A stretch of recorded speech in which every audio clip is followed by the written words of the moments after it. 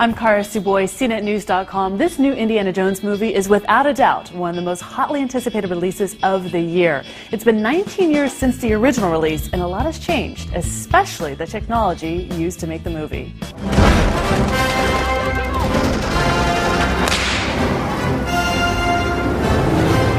How did it feel to be tasked with working on a classic, a fan favorite, but yet to be building in all this new technology?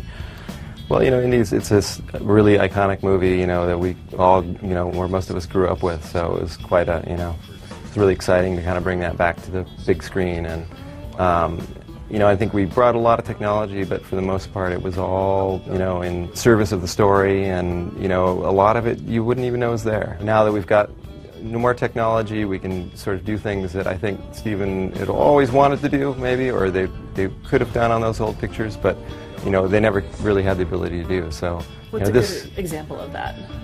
Well, huge set pieces, for example, blowing them apart, and things that you could probably never do in real life because either they would harm the actors, or there just was no way to kind of integrate that and the film together. What's a scene that is a really good example of how CG enhanced this movie? For example, the jungle chase sequences. They shot those in Hawaii, and and there's some very dramatic shots of being right on a cliff edge or something like that. And you look at the actual plates, the backgrounds they shot, and those were actual just them driving along a little road in a field somewhere. And what most people wouldn't even realize is that the whole cliff and everything else in the background has all been replaced. Our Gigamat department had a whole library of different types of plants and things like that, and they would just drag them in and place them as needed to sort of give it a more sort of overgrown, sort of older feel, rather than just a well-used dirt road down through the jungle. So.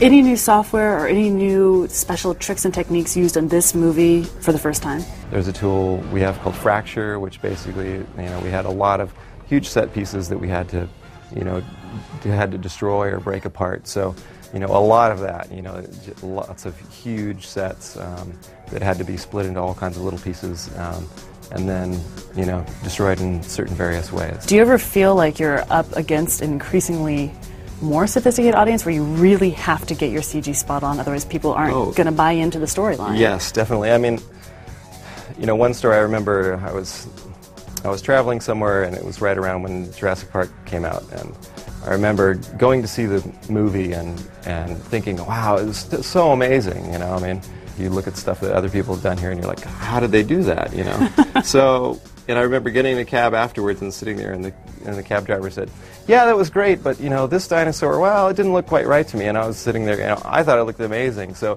I mean, they get, people are getting so sophisticated, and they expect things to look absolutely real. Do you love it? Yeah, I thought it was great. I grew up with Indiana Jones, and so every time you hear the dun dun dun dun, you just kind of, you get all excited about it. So, even to us, jaded CG professionals, you go and you watch the trailer, and you just, the little kid in you kind of comes out, and you can't wait to see it. So awesome. Thanks, Hayden. I hope you enjoy it. I do too.